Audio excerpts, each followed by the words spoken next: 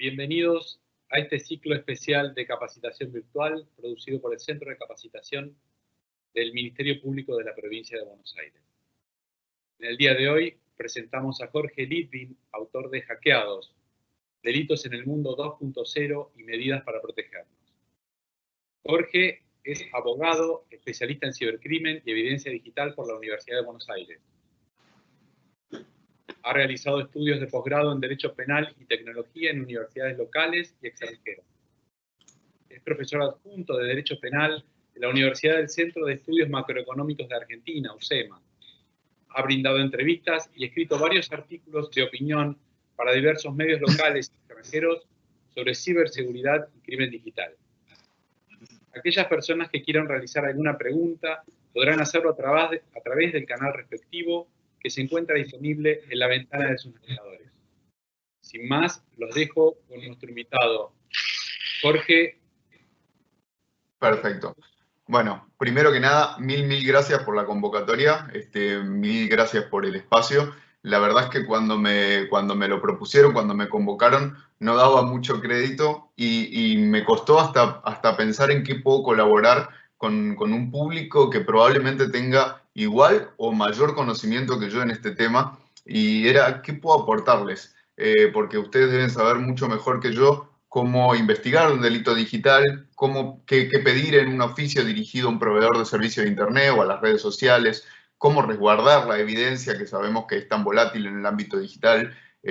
Tampoco tiene mucho sentido que nos pongamos a hablar de tipos penales porque hay mucho escrito al respecto y por otras personas que tienen mucho más conocimiento académico. Entonces se me ocurrió hablarles como ciudadanos, como somos todos, porque ser litigantes, como es mi caso, o ser defensor oficial o fiscal, no nos exceptúa a ninguno de ser víctimas de un cibercriminal. Y de hecho, ni siquiera el Ministerio Público como tal, como un organismo del Estado, está totalmente a salvo. Para esto basta con que recordemos que en el 2018 el Ministerio de Seguridad de la Nación recibió un ciberataque que estaba buscando extraer la información y que afectaron intentaron al menos porque no lo lograron, y infectar los servidores de prefectura, de la PSA, de Gendarmería Nacional. Y por si esto fuera poco, vale recordar también que en 2017 hackearon a Macron, esto es, al presidente de Francia. Si a un presidente y a los organismos del Estado los hackearon, ¿qué nos depara a nosotros como ciudadanos? Entonces, algunas estadísticas como para que estemos al tanto de qué hablamos. Hay diariamente, esto es todos los días mientras estamos hablando acá, hay 24.000 ataques a aplicaciones y servidores que todos nosotros usamos. Esto no es 24.000 ataques a nosotros, 24.000 ataques a las aplicaciones que usamos multiplicados por la cantidad de gente que utiliza esas aplicaciones. Con lo cual, la dimensión de la vulnerabilidad del riesgo es enorme. En todas estas aplicaciones están nuestros datos, con lo cual después nos preguntamos por qué nos llegan estos mails raros.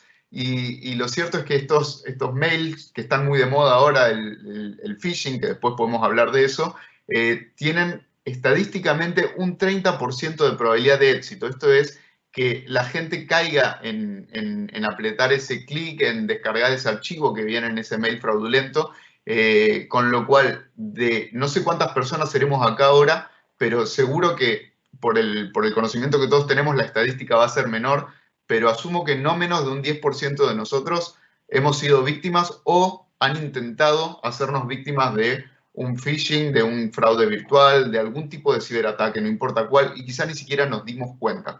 Ahora, el Ministerio Público tiene, seguramente, yo conocí ya a Juanpi, tiene un equipo de técnicos, de expertos informáticos que seguramente les dará pautas de seguridad, que configurará los equipos para que en el Ministerio Público puedan trabajar de forma segura, para que configuran la red interna, configuran muchas cosas que ustedes como usuarios del sistema quizás no saben o quizás no ven. Y ahora lo cierto es que en este contexto de pandemia nosotros no tuvimos curva de adaptación, no tuvimos forma de adaptarnos a este cambio en el que estoy casi seguro de que todos están haciendo por lo menos mucho más teletrabajo.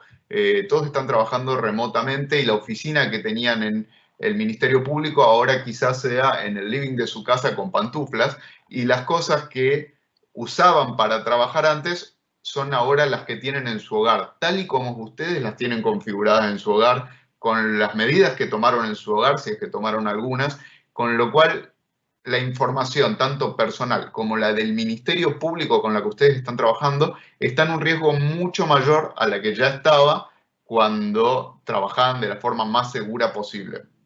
Entonces, mi idea es no hablarles tanto como colegas, tanto como personal del Ministerio Público Fiscal o de la Defensa o tutelar, sino para ver algunas medidas básicas que se pueden tomar para protegernos en general. Y esta protección genérica, que muchos no tenemos en cuenta, es lo que nos va a permitir también trabajar de forma más segura en el ámbito laboral.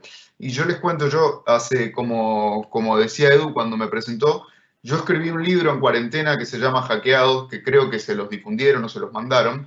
Y ese libro, a medida que yo lo iba escribiendo, le contaba a Edu hace un rato, me iba dando cuenta que había cosas que yo recomendaba y que todavía no había aplicado, que uno sabe cosas que son lógicas o de la razón, o que uno sabe que hay que hacer la doble verificación en 2 pasos, o que hay que tener contraseñas distintas, y a medida que iba escribiendo iba revisando las cosas que yo efectivamente hacía, más allá de lo que yo decía, y no todo se condecía, con lo cual es muy importante siempre tenerlo, y por eso en la segunda parte del libro, los que lo leyeron o los que lo vayan a leer, van a ver que hay una especie de punteo, que es lo que quiero que hagamos ahora juntos, de cuáles son las medidas básicas que hay que tomar paso a paso, ir revisando, y esta es una revisión que hay que hacer lamentablemente cada tanto, porque el ciberatacante, el cibercriminal, el hacker, como lo querramos llamar, se va actualizando y la forma de trabajar va mutando y la medida de protegernos también tiene que ir mutando y tiene que ir actualizándose a la par.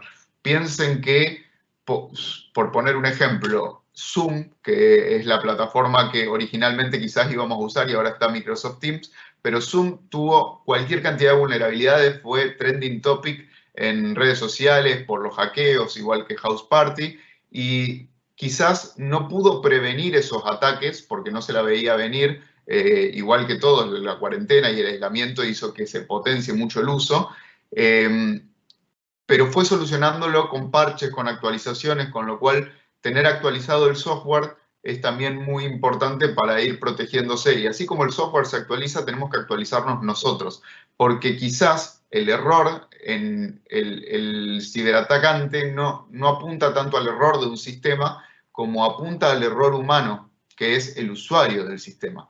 Entonces, si les parece, veamos algunas de las recomendaciones básicas que tengo por acá. Ahora. Lo primero es la red Wi-Fi. Ustedes están trabajando remotamente gracias a Internet. Entonces, Internet tiene que ser un espacio seguro de su hogar. ¿Cómo hacerlo seguro? Configurando una contraseña robusta que suele ser distinta a la contraseña que viene en el router. Tiene que ser siempre el proveedor de servicio de Internet les da un password que viene en el módem.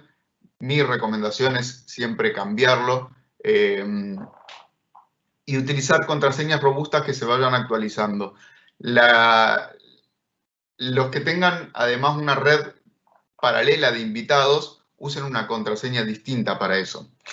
Hablando de contraseñas, y esto es lo más importante y lo más complicado de hacer entender generalmente, es usamos muchísimas aplicaciones, muchísimas plataformas, muchísimas interfaces. Usamos Facebook, usamos Instagram, usamos redes sociales, usamos Zoom, el mail, y para todo generalmente tenemos la misma clave o muy similar. Me apuesto a que la mayoría usa la misma para casi todo.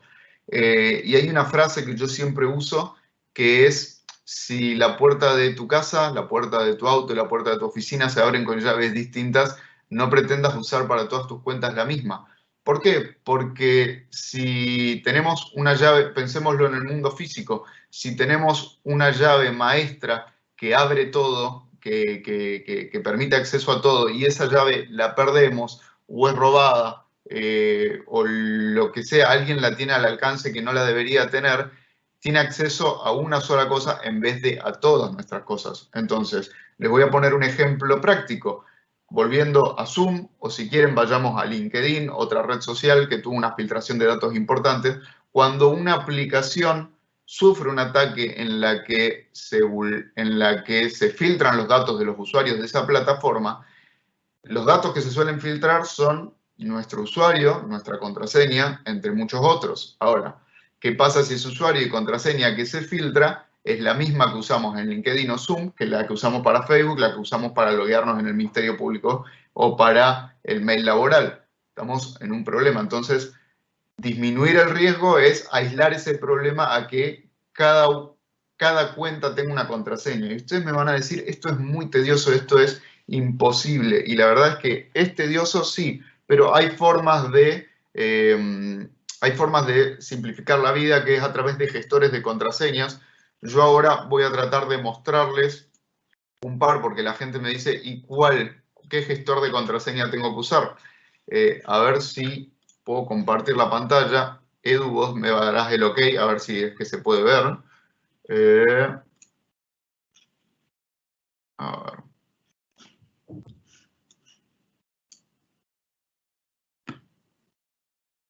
¿Se ve mi pantalla, Edu? Se ve clarita, ahí la envío. Vamos a hacer así.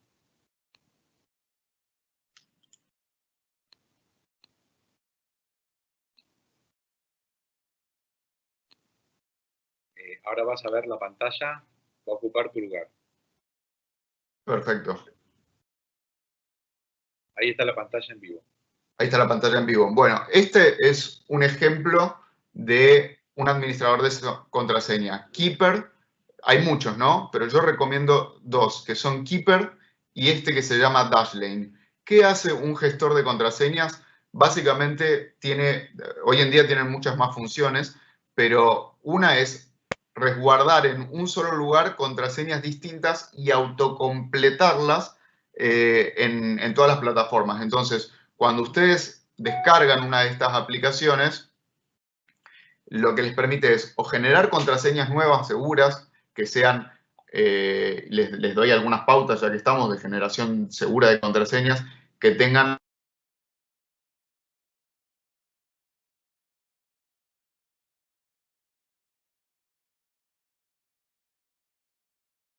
porque no tenemos que andar escribiéndolas y acordándonos todo el tiempo, pero generan ese tipo de contraseñas automáticas, las renuevan automáticamente cada tanto tiempo y permiten autocompletar formularios en los que tenemos que usar estas contraseñas. También tienen algunas funciones extra para los que ya quieran versiones de pago que son, por ejemplo, hacer un chequeo constante de si nuestros datos fueron filtrados y están siendo comercializados en la dark web. Tienen funciones muy interesantes que podemos usar y que solucionan ese problema de que la gente dice que no tiene muchas contraseñas porque es imposible acordarse. En este caso se van a tener que acordar de una sola, que es la del administrador de contraseñas, que bien puede ser también el de Apple, si quieren, como me contaba Edu que tenía, que todas sus contraseñas las resguardan Apple por si lo quieren hackear. Lo importante va a ser que la contraseña que tienen para el ID de Apple, en ese caso, no sea idéntica a ninguna de las que están guardando adentro. ¿Me explico?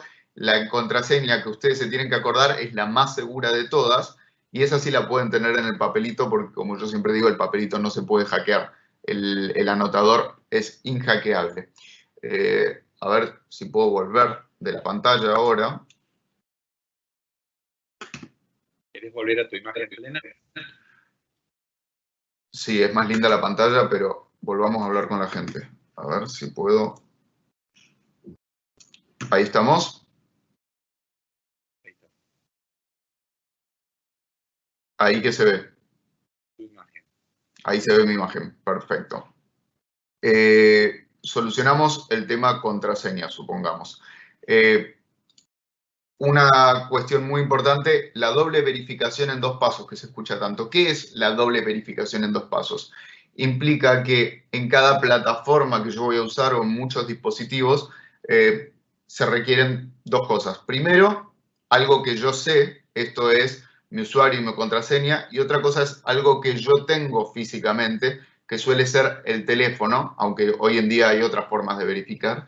Entonces, cuando yo me quiero loguear en una cuenta y tengo la verificación en 2 pasos activadas, esto me va a pedir, además de mi usuario y contraseña, me va a mandar generalmente un mensaje de texto o un mensaje de correo electrónico para verificar que el que está intentando entrar a esa cuenta realmente soy yo. ¿Para qué sirve esto? Para que si, como hablábamos antes, nuestros datos, nuestra cuenta andan circulando por la web por alguna vulnerabilidad de alguna plataforma que usamos o porque hicimos clic en un mail con phishing o por la circunstancia que sea y alguien tiene nuestro usuario y contraseña y trata de entrar a esa cuenta, si no tiene nuestro teléfono en mano, a donde nos va a llegar el mensaje, no va a poder ingresar. Ahora, ¿qué plataformas permiten la doble verificación en 2 pasos? ¿En qué se puede activar? Y yo tengo abierto, te hice sacar la pantalla de balde porque ahora lo que quiero es mostrar el paso a paso en redes sociales. Cómo, a ver si se puede. Ahí me seguís viendo a mí en vez de la pantalla, ¿no? A ver, entonces. Tenés que compartir tu pantalla. ¿Ahora? Ahí va a tu escritorio. Guardame un segundo. Sí. Ahí va en vivo. ¿Ahí está? Sí. Perfecto, bueno, acá nos quedamos en el Keeper, que era otro de los gestores de contraseña. Después me lo pueden preguntar en el chat y yo se los recuerdo, les paso el link, no pasa nada. Vamos a la verificación en 2 pasos en redes sociales. Vamos a hacer un paseo por las mías, lo lamento. Pero, por ejemplo, en Facebook, todo es tan sencillo como ir a la configuración, pero a uno se le suele pasar. Y en la configuración, en seguridad e inicio de sesión, acá van a ver que acá marca los dispositivos en los que está iniciada la sesión, que uno puede controlar de paso si hay algún inicio de sesión raro. Y acá van a ver usar autenticación en 2 pasos. Esto lo pueden configurar desde el teléfono también. Y van a ver, bueno, ahora me tiro un error, pero por suerte yo la tengo configurada. Pero sirve para confirmar la identidad. ¿Qué pasa con Instagram? Lo mismo. En Instagram, ustedes si van a la configuración, tienen privacidad y seguridad, esto seguramente lo hagan desde el teléfono, y tienen autenticación en 2 pasos acá. En la autenticación de 2 pasos siempre les va a preguntar si quieren poner un número de teléfono o un mail. Yo recomiendo el número de teléfono porque el mail puede estar comprometido con una contraseña que tengan, pueden llegar a tener la misma contraseña. Entonces, si le das acceso al mail y la verificación de identidad va por mail, en realidad es lo mismo que no tenerla. Entonces, prefiero el teléfono, que es un dispositivo físico. Vamos a Google, que uno piensa que muchos usamos la plataforma de Google no solo como buscador, sino como todos tenemos una cuenta personal de Gmail o usamos YouTube. Se van a ir a administrar cuenta en Google y, mira, dicen que encontraron problemas de seguridad, pero acá tienen para realizar la verificación de privacidad paso a paso, de seguridad y de privacidad, y les permite encontrar. Miren. Me pregunta hasta si fui yo el que se conectó. Verificación en 2 pasos lo tienen acá. Y la configuración es muy sencilla. A mí no me permite configurarlo en vivo porque lo tengo configurado en todo. Pero es tan sencillo como poner un número y que les llegue un código de teléfono y a partir de ahí la tienen verificada. Twitter, lo mismo. Se van a opciones en su cuenta, configuración y privacidad. Privacidad y seguridad. Y acá van a encontrar también la verificación en 2 pasos. Vamos con LinkedIn, otra que usamos los profesionales. Se van a ir a, tiene que estar por, uno está acostumbrado a usarlo desde el celular, ajustes y privacidad.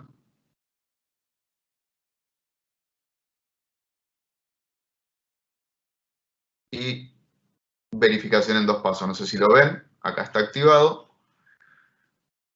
Microsoft, para los que usen, ahora estamos usando todo Microsoft Teams en esta sesión, con lo cual es muy probable que tengan una cuenta de Outlook, una cuenta de Hotmail que les haya quedado a los que generacionalmente estamos en otra etapa que usábamos mucho Hotmail. Acá también tienen para cambiar los datos. Acá está la verificación en 2 pasos, en más opciones de seguridad. Era un poquito para mostrarles eso. Ya vuelvo con ustedes. Pero sí, vos decime, Edu, dónde estamos parados y sí que están viendo ahora. ¿Estás en vivo? Estoy yo en vivo, se me ve a mí. Ok, genial. Bien, ya pasamos por la contraseña, ya pasamos por la verificación en 2 pasos. Hablábamos al principio de revisar si nuestro sistema operativo está actualizado, y esto no es solamente el sistema operativo del dispositivo que usamos, sino de todo el software que usamos. ¿Esto qué quiere decir? Antes de entrar, y sobre todo a lo que más vulnerable es hoy en día, a una videoconferencia, a una videollamada, es ideal revisar si tenemos la última versión de Zoom, de House Party, que House Party no recomiendo usarla porque tuvo demasiadas denuncias de hackeos realmente, pero supongamos Zoom, supongamos Microsoft Teams, supongamos Google Meet, siempre es ideal tener la última versión porque, como les decía, estas plataformas no siempre pueden adelantarse a lo que va a hacer el hacker, a la vulnerabilidad que va a demostrar, porque no la conocían, pero una vez que se pone de relieve y que se denuncia esta vulnerabilidad, salen a solucionarla lo más rápido posible, con lo cual en la última versión quizás no tenga la misma inseguridad, por decirlo de alguna manera, que la versión que estamos usando ahora.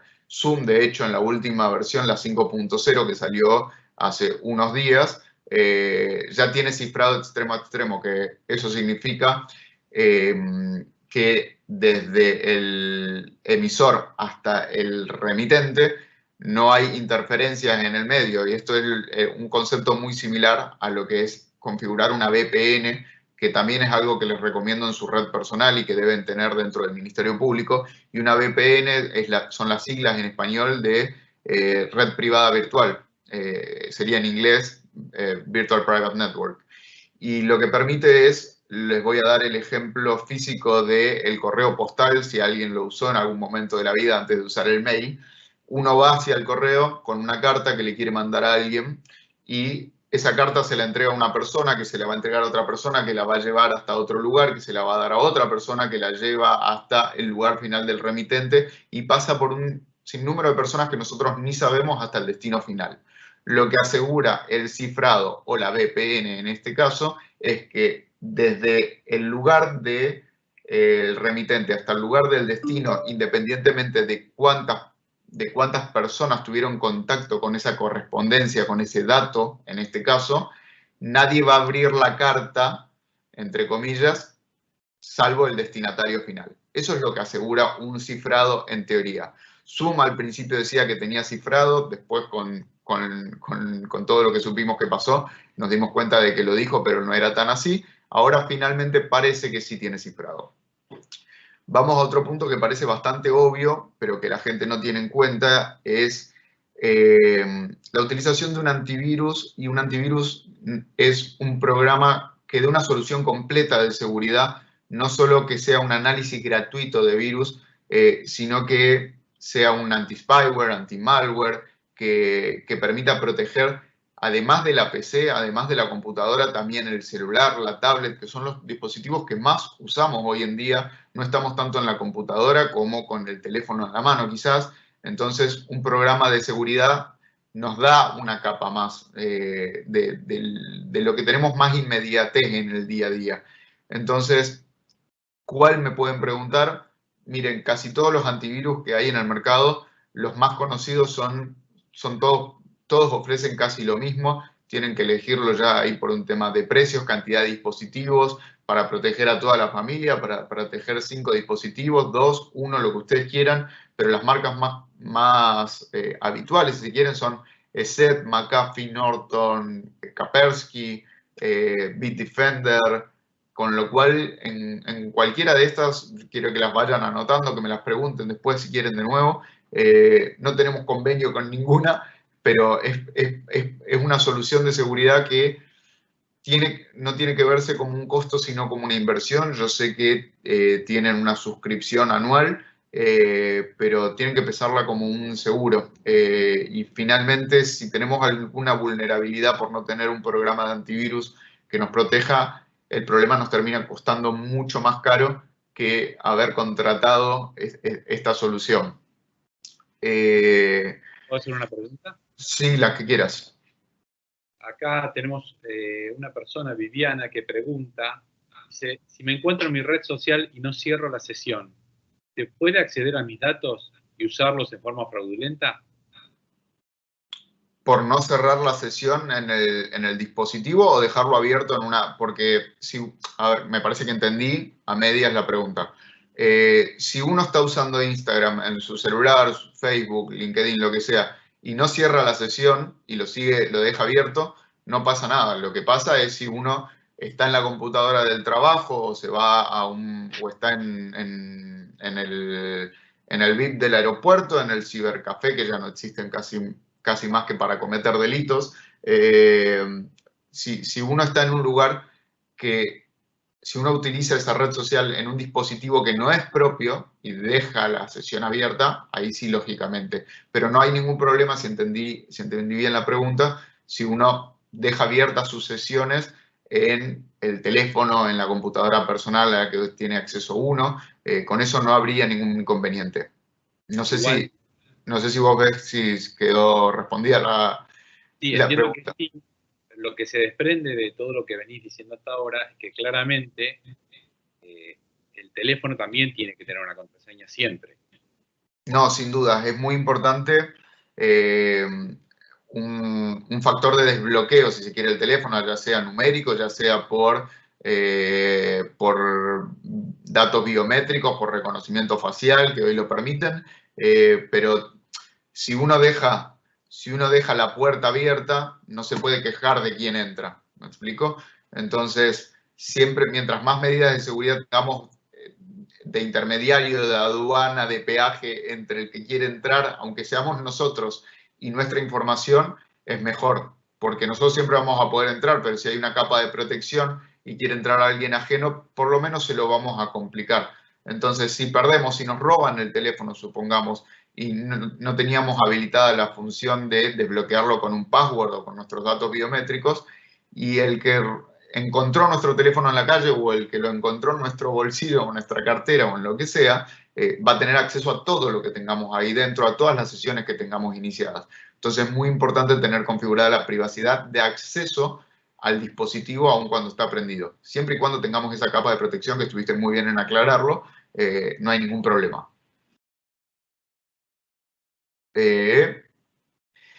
Hablando de eso, o en relación con eso, y que hablábamos también de la seguridad en la red, de tener contraseña en las redes, de la importancia de la VPN, ¿qué pasa cuando estamos en un aeropuerto, en un cibercafé, en una cafetería en un shopping que tienen password abierto, cuando vamos de viaje, sobre todo, ahora se nos va a complicar un poco más, pero si estamos en el exterior y estamos desesperados por usar el Wi-Fi de algún lugar público para poder conectarnos porque es más complicado acceder a Internet con datos, ¿qué pasa si es seguro, si no es seguro?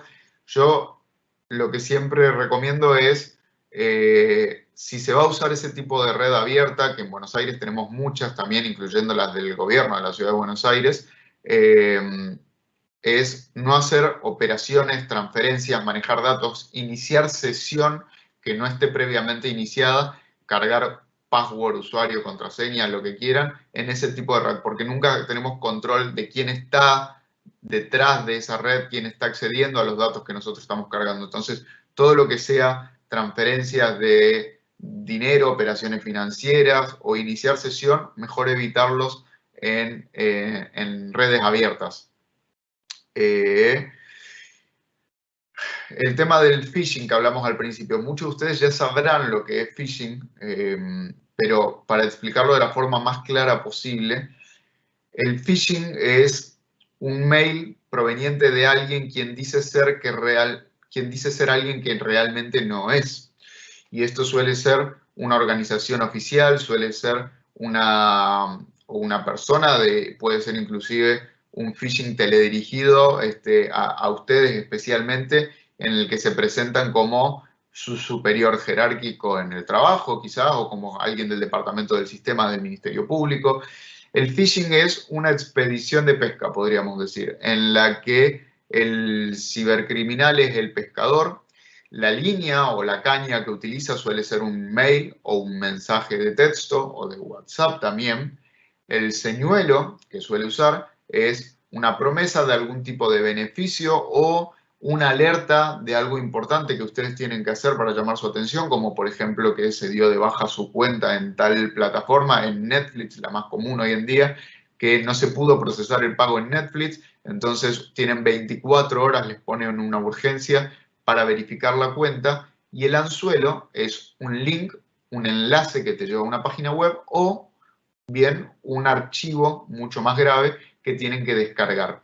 En este enlace te ponen verifique su cuenta, cambie su password, cambie lo que sea, y cuando uno aprieta clic en ese enlace nos lleva a una página que o puede aparecer en blanco o puede parecer muy similar, prácticamente igual a la página que nos prometía que nos iba a llegar. Supónganse a una página muy parecida a la del Banco Francés, o a la de Visa, o a la de Mastercard, o a una que parece la plataforma de Netflix, pero en realidad la dirección no es netflix.com, no es visa.com.ar, puede tener algún error de ortografía, pueden haber modificado una sola letra y leyendo rápido no nos damos cuenta, y ahí nos va a poner un formulario en el que nosotros entregamos con un moño nuestros datos, incluyendo quizás nuestras credenciales de tarjetas de crédito, que después no sabemos de dónde vienen estos cargos raros que nos llegan y que tenemos que rechazar, y es que quizás se los entregamos a alguien para regalo.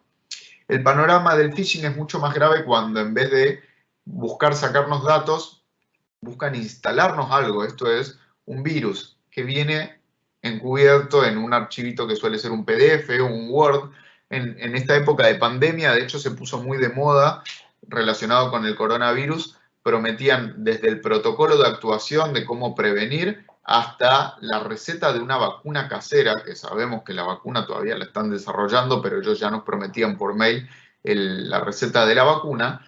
Y para acceder a esta información solamente teníamos que abrir un PDF o un Word, y cuando apretábamos doble clic, inclusive puede que nos haya aparecido la información que nos prometían, y capaz había un protocolo que descargaron de la OMS, que descargaron de algún lado, o nos inventaban una receta de una vacuna, no importa, y nosotros pensamos que no pasaba nada, y en realidad detrás de eso se instaló maliciosamente y por detrás un software en nuestra computadora, un software malicioso que puede permitir muchísimas cosas, desde acceder a nuestros datos, desde controlar nuestros datos, nuestra plataforma, desde bloquearlo.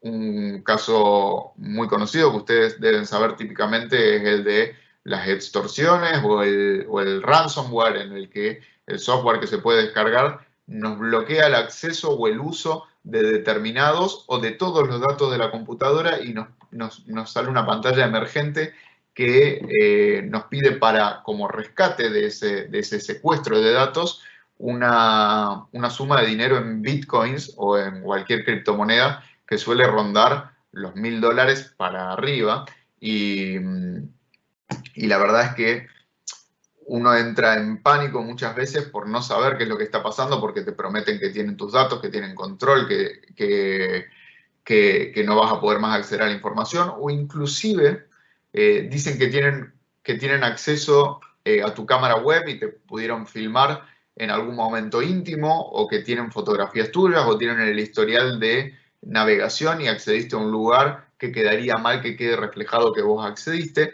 y ahí te empiezan a extorsionar con eso, y uno, en el momento en el que ve la pantalla, ve una cuenta regresiva, la verdad es que les cree. Lo cierto es que es muy probable que no tengan acceso a nada de lo que dicen, o puede que sí, pero no importa, porque uno en ese momento entra en caos. Y esto es lo que logran con lo que se llama ingeniería social, que es manipularnos.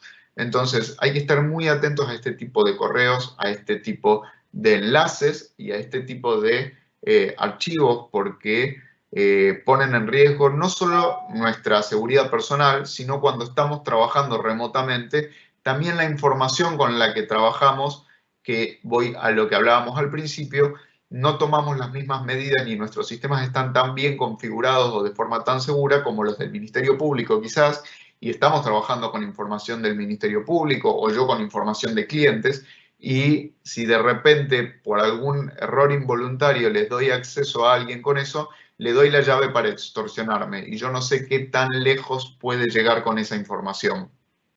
Entonces, cada vez que recibamos un correo electrónico tenemos que tener, o un mensaje de texto, tenemos que tener la máxima de no hacer clic ni descargar en archivos que no estábamos esperando y que vienen de un desconocido. ¿Cómo detectar si un mail es phishing? Y esto es, a ver si lo puedo abrir en un correo de ejemplo para mostrárselos en pantalla. Esto se hace mirando el dominio. Déjenme ir a la bandeja de no deseados. ¿No están viendo mi pantalla compartida, no, Edu? Compartilo y yo lo transmito. Esa era precisamente una de las preguntas que te hacía Nancy acerca de las extensiones de los mails. Por ejemplo, @com.ru. A ver.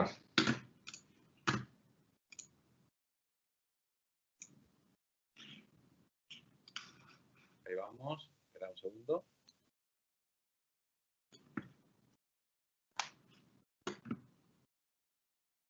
Ahí se ve.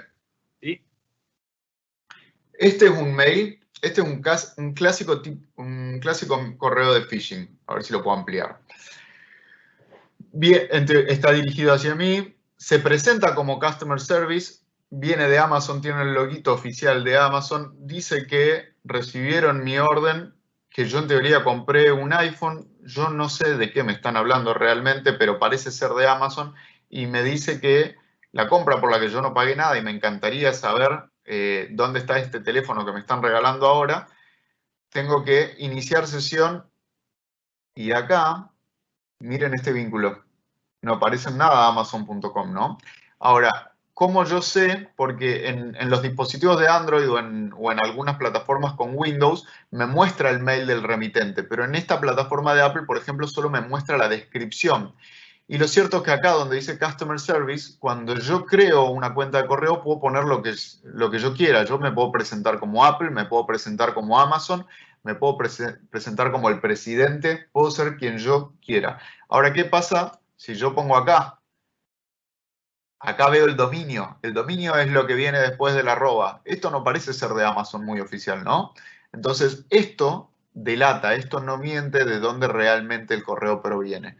Vamos a otro ejemplo. Apple, típico. A ver si abre. Este es todavía más básico. Apple ID.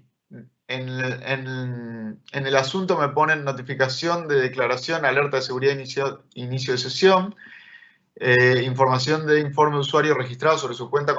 Fíjense que ni siquiera tiene mucho sentido esto, pero parecería que hay un problema con mi inicio de sesión. Y me ponen el famoso documento de Word para entrar, nadie sabe por qué, pero si tengo un problema de inicio de sesión, por las dudas lo cliqueo y cuando entro estoy descargando uno de estos archivos. Ahora, yo acá veo Apple ID, pero si entro acá, esto no parece ser un correo oficial de Apple, ¿no? El dominio es todo menos de Apple. Entonces, volvamos. A ver si ahora me vuelven a ver a mí. ¿Estoy yo de nuevo, Edu? Ahí. Perfecto.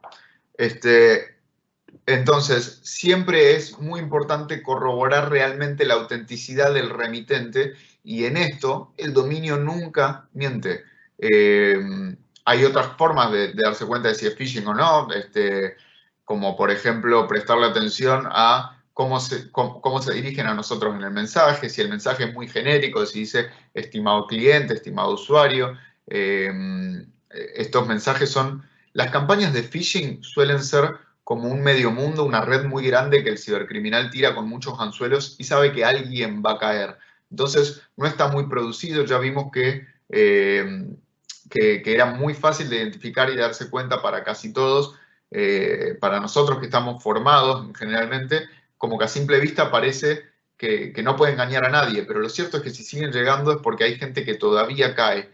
Entonces, es no caer en el error. Hay un tipo de phishing que es más peligroso, en este caso para nosotros, que es el spear phishing, que si phishing es pesca, podríamos decir, el spear phishing es pesca con arpón, la traducción. ¿Por qué con arpón? Porque ese método de pesca está específicamente dirigido a nosotros. El criminal, en este caso, lo usan mucho para hackear o para vulnerar, porque hackear no queda muy lindo, para vulnerar a una persona determinada que ellos eligieron dentro de una organización. Puede ser una empresa, puede ser un ente público, puede ser alguien del Ministerio Público. Entonces, lo que hacen es estudiar un poco el perfil de esta persona, saber con quién trabaja, saber quién es su superior, si tiene un departamento de sistemas, y a ustedes les puede llegar un mail presentándose como Juan Pablo de Sistemas, diciéndole que tienen que actualizar su contraseña, su password, que hay un nuevo parche de seguridad para el sistema que tienen que descargar, y en realidad Juan Pablo no le estaba escribiendo. Entonces, es mucho más difícil de diferenciar ahí cuando ya te tienen estudiado, pero de nuevo, el dominio nunca miente y el dominio no va a ser el oficial del Ministerio Público, seguramente. Jorge, ¿te puedo hacer una pregunta? Sí, claro. Acá tengo una pregunta de Virginia que dice, yo quería saber si solo con abrir el mail ya se corre peligro de que se infiltre un virus o si es recién cuando ingreso en el vínculo que comparte el mail. No, cuando el correo entra, en realidad entra al servidor de correo electrónico, y el mail en sí es inocuo en la gran mayoría de los casos, salvo que hayan evolucionado a un nivel que yo todavía no me enteré, pero sí o sí, el mail es el paralelismo a que te estén tocando la puerta. Uno abre la puerta cuando hace doble clic en el enlace o descarga el archivo, no antes. Nos pueden bombardear de mails, pero nuestra seguridad no está comprometida por el hecho de recibir el mail. Lo que sí nos puede dar la pauta, si estamos recibiendo muchos mails de phishing, es que nuestros datos andan circulando por algún lado. Y la pregunta que se hace la gente es, ¿para qué quieren los datos o por qué usan nuestros datos? ¿Para qué están tan atrás de nuestros datos? Y hay gente que dice, bueno, a mí no me interesa que si tienen mis datos o no, no me hace daño. Y lo cierto es que nuestros datos pueden ser monetizados y por eso son tan interesantes para los criminales, porque en lo que es Internet tenemos la Internet superficial, que es lo que vemos indexado, a lo que todos podemos acceder. Una parte de la Internet profunda, la Deep Web, que es todo el contenido que no está indexado, que no necesariamente es contenido ilícito, sino todo aquello que quizás no aparece en un buscador. Supongamos, si yo pongo en Google para entrar a la cuenta bancaria de Eduardo, no me va a aparecer porque tengo que registrarme con el usuario y contraseña de Eduardo para poder ingresar. Y finalmente hay una parte más profunda de esa Internet profunda, que es la Dark Web. En la famosa Dark Web hay una especie de mercado negro en la que se comercializan un montón de cosas, incluyendo nuestros datos. Nuestros datos son los más baratos, pero después ofrecen desde servicio de sicario, hay pornografía infantil, hay mucho de pedofilia, hay hackers ofreciendo sus servicios como criminales para hacer ataques de denegación de servicio a empresas, de la competencia, digo, hay de todo, es como una especie de mercado libre negro. Nuestros datos ahí tienen un precio y se venden por paquetes. Mientras más grande el paquete de datos, más barato. Entonces, el criminal que accede a nuestros datos los puede vender y el que los compra los puede usar para cometer otros delitos, ya sea campañas de phishing, para hacer extorsiones, para cometer otro delito. Digo, el abanico es muy grande, pero es una plataforma de retroalimentación en la que nuestros datos no está bueno que estén ahí. Entonces, si nos están llegando muchos de esos mails, es porque nuestros datos están ahí en el mercado.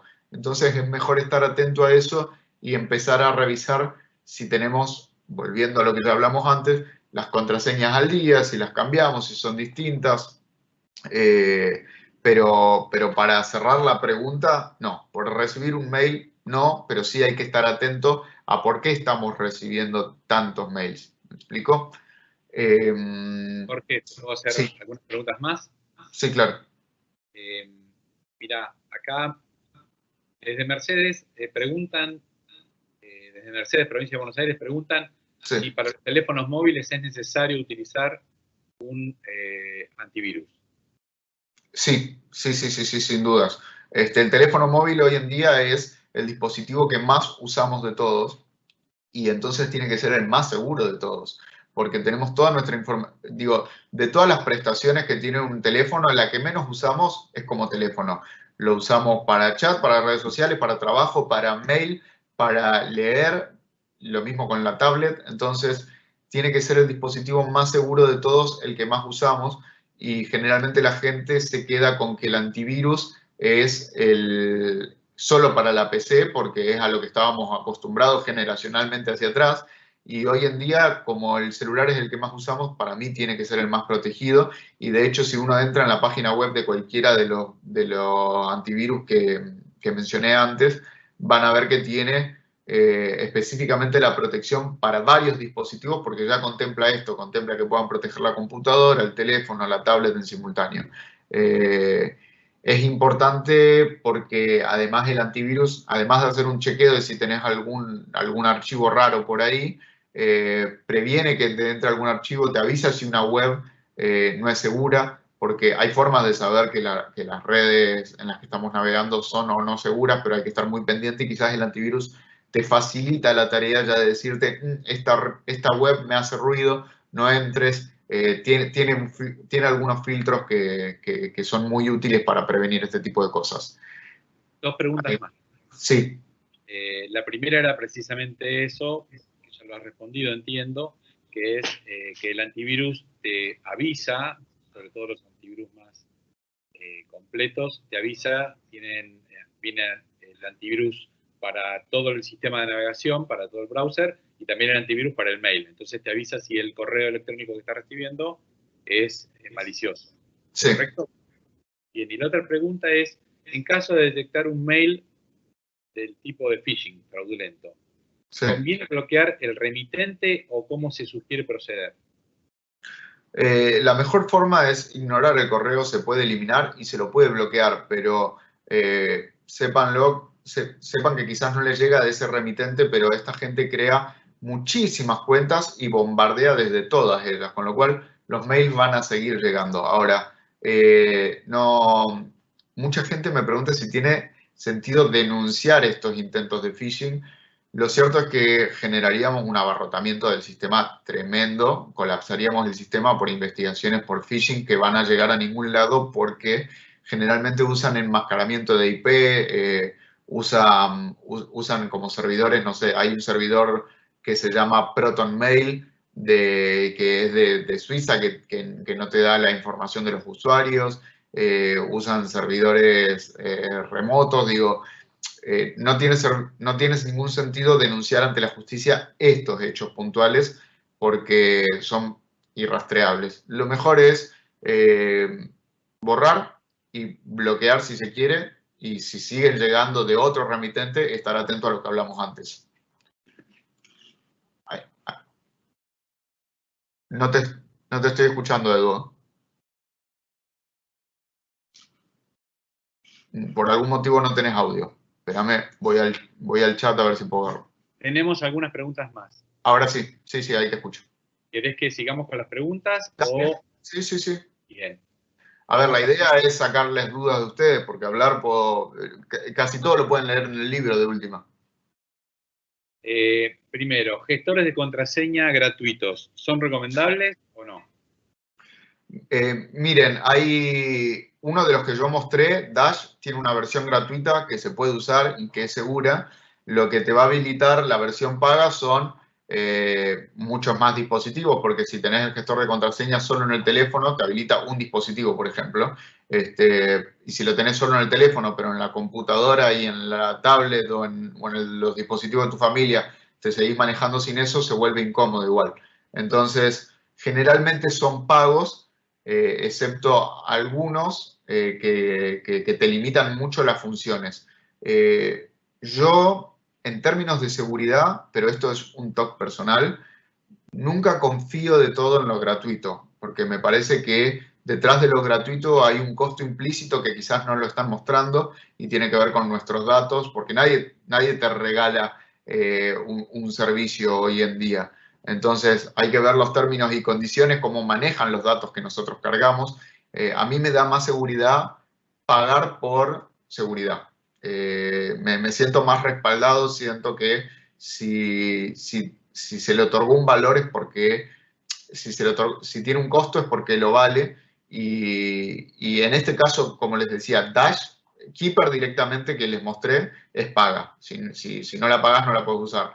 Pero Dash, la aplicación gratuita, te permite usar un dispositivo. Si vos usas un solo dispositivo, no tenés computadora, no tenés tablet, no tenés otros familiares viviendo con vos que se puedan aprovechar de eso, nada, sacalo gratuito, no pasa nada. Pero te vas a ver muy limitado en las funcionalidades.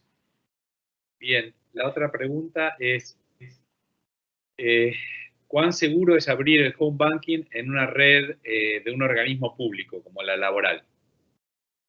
Todo depende, la seguridad del acceso o de cargar datos depende de la seguridad de la red.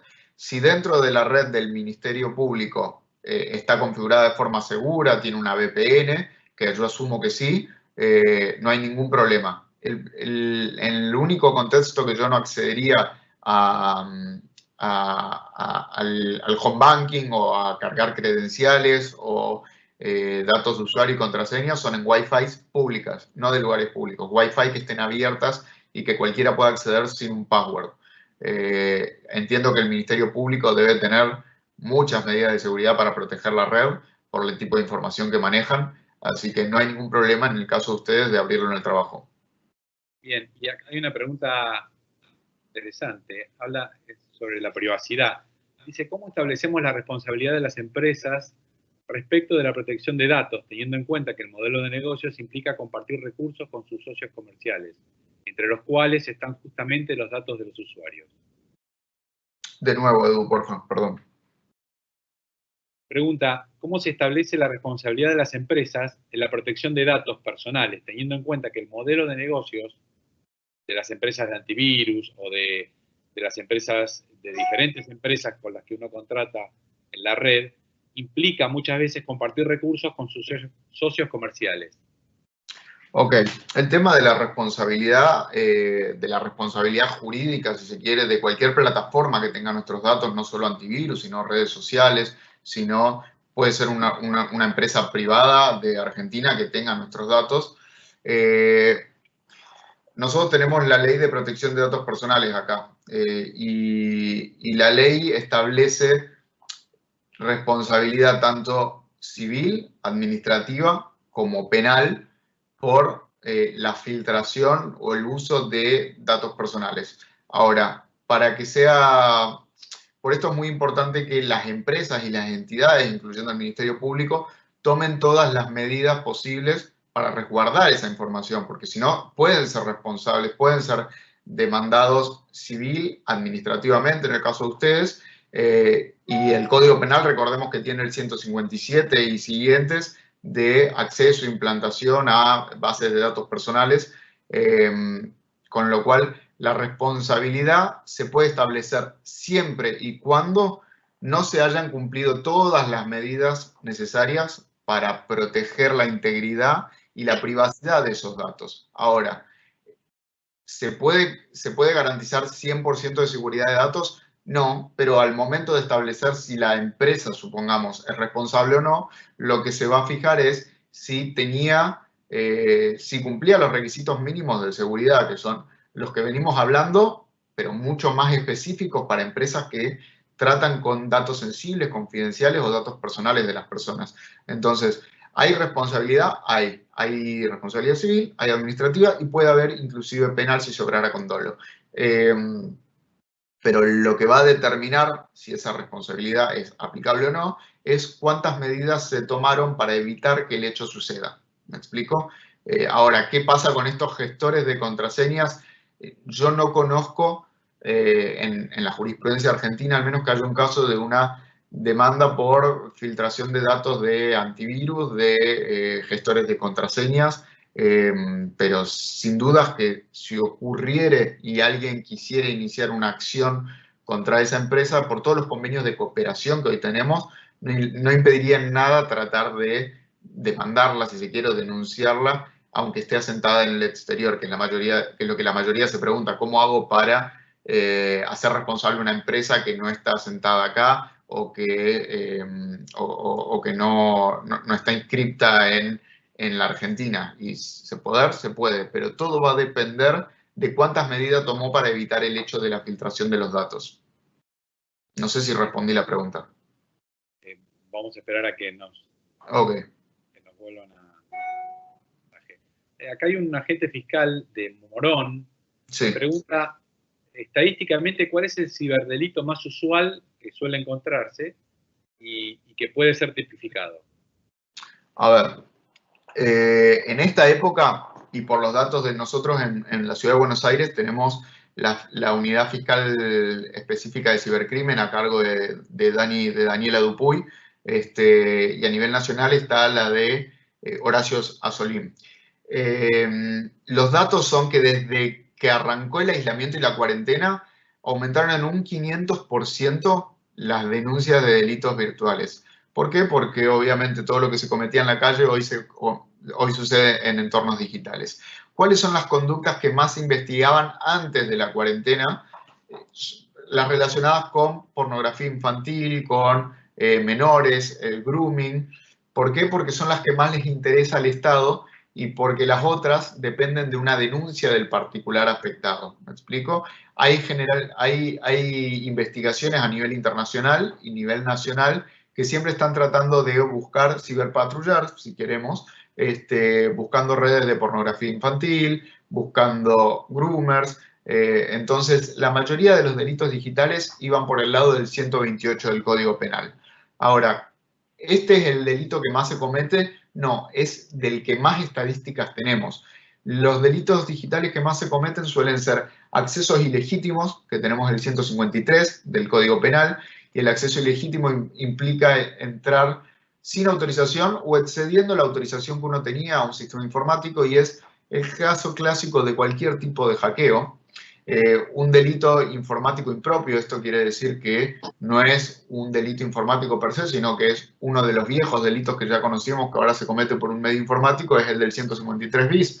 El acceso ilegítimo a la correspondencia, que es un delito federal y que sucede muchísimo. Me hackearon el Gmail, me hackearon el Hotmail, alguien entró a mi WhatsApp, que es correspondencia electrónica en el sentido de la ley. Entonces, esto pasa un montón. Supongamos que un caso de phishing en el que nosotros descargamos un archivo y nos instala un virus. Eso es claramente un delito de daño informático. El daño informático está contemplado en el 183 del Código Penal a raíz de la ley de delitos informáticos que cambió el daño físico al que estábamos acostumbrados. Y supongamos que ese caso de phishing sucediera dentro del ámbito del Ministerio Público y afectara el sistema de este organismo del Estado, sería un daño agravado que está en el 184 del Código Penal.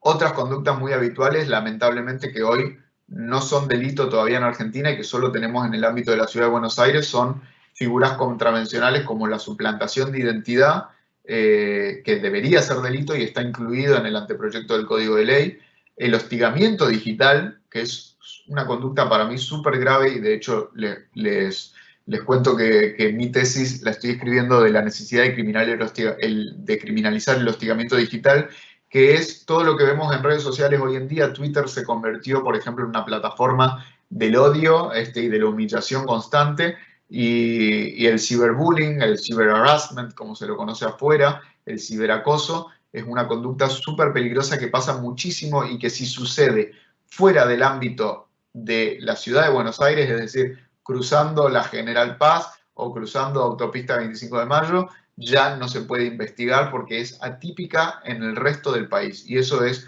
una locura porque es lo que más se ve, lo que más pasa.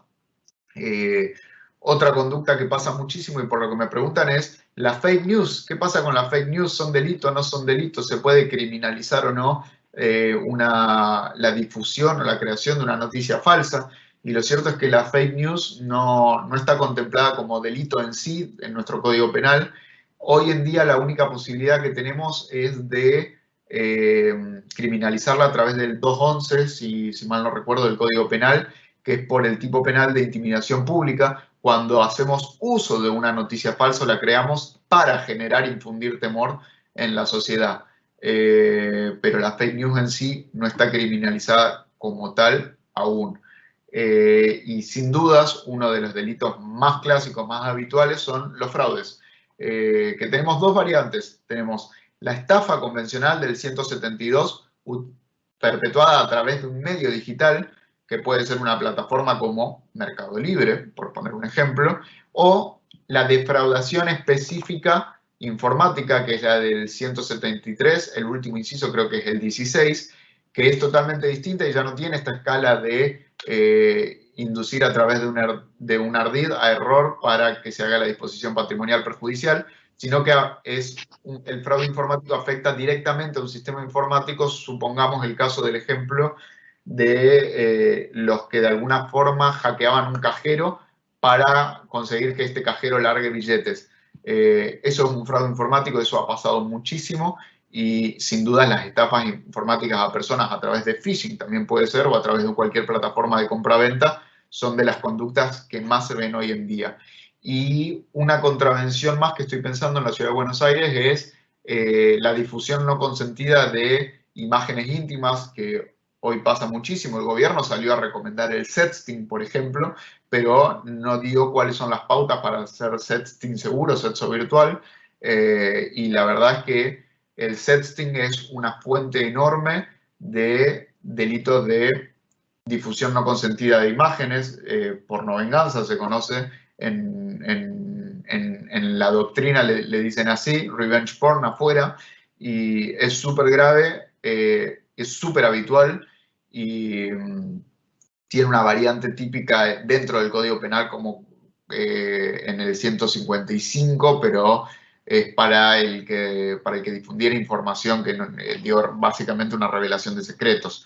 Esas me parece que son las conductas más habituales. Después los hackers hacen,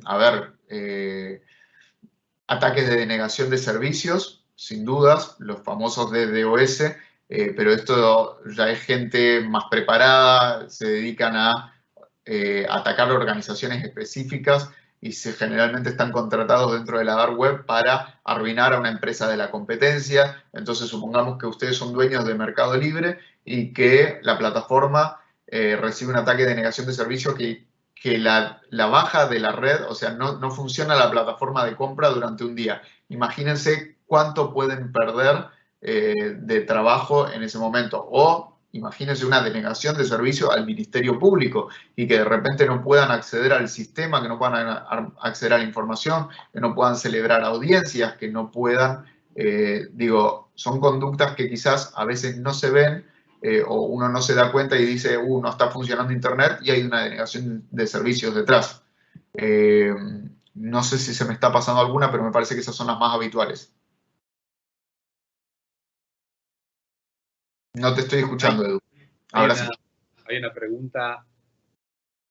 Bueno, preguntamos sobre documentos digitales, pero no termina de cerrar la pregunta. Dicen, en su experiencia profesional, ¿qué nos puede decir en el caso de vulneración en un dispositivo smartphone por el empleo de un correo o mensaje de WhatsApp fraudulento? En definitiva, ¿qué tipo de información podrían acceder clandestinamente? Dígase fotos, mensajes, contraseñas. La misma pregunta le hicieron respecto de Twitter y Facebook utilizado en el teléfono. ¿Cómo era léeme la de Twitter y Facebook, a ver cómo está hecha la pregunta. La de Twitter y Facebook es del mismo tenor, es decir, cómo a través de Twitter y Facebook, si se puede utilizar phishing y se puede acceder al teléfono o al dispositivo móvil, y en este caso la pregunta es a través de un mensaje de WhatsApp fraudulento que puedan tomar control del teléfono. Sí, sin dudas. Piensen que el phishing se puede hacer por cualquier medio, generalmente es el correo electrónico, generalmente es un mensaje de texto de WhatsApp, pero yo tranquilamente puedo configurar un enlace que en vez de que ustedes lo vean en un mensaje de texto, lo vean en un banner de publicidad. Banner de publicidad que puede aparecer en Google, en una red social, en una página. El mensaje de texto de WhatsApp que le llegaba a las personas mayores del ANSES, o el mensaje de esto de has ganado a mí me llegó por WhatsApp que me ofrecían 900.000 pesos por subsidio por el coronavirus, qué privilegio, ni siquiera soy factor de riesgo, pero lo cierto es que si hago clic en el enlace, de donde sea que venga, esté en Twitter, esté en Facebook, me llegue por mail o por mensaje de texto, pueden generar una vulneración en mi teléfono. ¿Qué tipo de vulneración? Va a depender de qué tipo de código malicioso se está distribuyendo por ese phishing. Puede ser uno que genere ransomware para bloquearme los datos, como hablábamos antes, y pedirme un rescate a cambio. Puede ser uno que sin que yo me dé cuenta tenga acceso a... pasa mucho en las computadoras, que esto les interesa mucho a los hackers, que duplican de alguna forma, estoy tratando de explicarlo lo más bajado de línea posible, todo lo que nosotros tipeamos o escribimos en el teclado, ellos lo ven en su pantalla. Entonces, cuando nosotros nos logueamos, es como que si yo estuviera compartiendo pantalla con ustedes, pero a través de la instalación de un software, cada vez que yo escribo algo en la pantalla, ustedes ven exactamente qué es lo que yo estoy escribiendo, aunque no vean mi teclado. Entonces, en la pantalla del criminal aparece su usuario, su contraseña, cada tecla que ustedes apretan, ellos la ven. Puede ser que tengan acceso a la cámara, que muchos están con esto de tapo, no tapo la cámara, ¿qué hago con la cámara web? Y el tema de la cámara web o la cámara frontal del teléfono es un tema que parece medio de ciencia ficción, pero hay muchos casos muy conocidos y no cuesta nada tener tapada la cámara y de hecho, independientemente de que hayamos sido víctimas de la instalación de un software malicioso que permita acceder a la cámara, muchas veces nosotros instalamos sin darnos cuenta aplicaciones que le dan acceso a la cámara sin necesitarla. Y les voy a dar un ejemplo. Cuando yo estaba escribiendo el libro me puse a ver en las aplicaciones del App Store del teléfono qué permisos se le dan a cada aplicación. Y encontré una aplicación de linterna, que ustedes se imaginarán que la linterna, ¿a qué parte del teléfono necesitan acceder? A la cámara, que es donde está la linterna, o como mucho a la pantalla, si tuviera la opción de linterna frontal, ¿no? Descargar una aplicación de linterna le daba acceso a la aplicación, a nuestra cámara, a nuestra geolocalización, a nuestros contactos. Entonces, en este caso puntual, la linterna está bien, necesitaba acceso a la cámara, pero encontré un jueguito de estos que hay que tirar burbujitas del mismo color para como si fuera un Tetris, que descargar ese juego le daba acceso al juego a los desarrolladores, a la cámara del teléfono. ¿Para qué? No sabemos para qué. Le daba acceso al carrete de fotos, a nuestros contactos. Entonces, muchas veces por no leer a qué estamos dándole acceso a una aplicación, también caemos en ese peligro y no solo viene del phishing, sino que generalmente viene de nosotros. Como les decía al principio, el error al que apunta el criminal es al humano, es al que no lee si el dominio es el auténtico, el que no lee a qué le está dando permiso cuando descarga una aplicación en el teléfono, es el que no certifica los términos, no lee los términos y condiciones antes de poner acepto, apuntan mucho a eso. Entonces, el compromiso, para responder la pregunta y no irme tanto por las ramas, ¿qué tanto se puede comprometer un teléfono o un dispositivo accediendo al phishing? Todo depende de qué phishing esté, cuál sea el tipo de archivo que nos estén mandando por ese phishing. Puede ser desde sacarnos datos básicos, como puede ser de tomar control del dispositivo o bloquearlo por completo y pedirnos una recompensa a cambio. Va a depender mucho de eso. Bien, vamos a la última pregunta y ya estaríamos cerrando, Jorge. La última pregunta está referida al tema de suplantación de identidad y la pregunta en concreto es si es posible adulterar documentos públicos digitales, como por ejemplo una partida de nacimiento. La partida de nacimiento, sí. Si es posible adulterar documentos públicos digitales. Miren, hoy en día está hasta esto del DNI online, que ya no necesitamos usar el DNI físico, sino que lo descargamos de la plataforma. Y hoy se puede falsificar casi cualquier cosa que no use encriptación, por ejemplo, a través de la blockchain, como por ejemplo una firma digital. Entonces, y les quiero dar un ejemplo de un caso que yo tuve con suplantación de identidad para que ustedes entiendan la gravedad del problema. Hay aplicaciones gratuitas que permiten simular un entorno de chat de casi cualquier plataforma. A un cliente mío lo que le hicieron fue, a través de esta aplicación, generaron un chat que se veía exactamente igual que un mensaje directo de Instagram, en el cual supuestamente mi cliente estaba reconociendo el delito de otro y usaron ese chat falso creado para difamar a esta persona, y bien podría haberlo utilizado como una prueba falsa en una estafa procesal, claramente, para iniciar una causa penal por la investigación de un delito que nunca ocurrió. Entonces, esta aplicación, Fake Chat, hay un montón, te permite generar un entorno idéntico a un chat de Facebook, de Instagram, de WhatsApp, poner desde imágenes, el nombre del remitente, el nombre del destinatario, si mandó imágenes, si puso el visto, si no, a qué hora leyó el mensaje. Es idéntico a si ves el mensaje de texto de cualquier plataforma. Con lo cual, yo intuyo que si pueden hacer eso con una aplicación gratuita, falsificar un documento público, por lo menos en imagen, si es digital, y siempre y cuando no esté encriptado, digo, no utilice la tecnología blockchain de certificación de autenticidad, yo creo que se puede tranquilamente. Bueno, Jorge, vamos a cerrar. Solo queda agradecerte en nombre del Ministerio Público. Tuvimos 165 personas conectadas. Y bueno, esperemos que haya sido de utilidad para todos los asistentes. Este documento va a quedar registrado en video y lo vamos a subir al sitio web del Centro de Capacitación de la Procuración, sec.mpba.gov.ar, o pueden entrar directamente al sitio web del Ministerio Público, mpba.gov.ar, y acceder desde allí. Te agradezco muchísimo la deferencia de habernos ayudado con esto, de habernos atendido durante estos días preparándonos, y esperemos volver a vernos en persona en breve.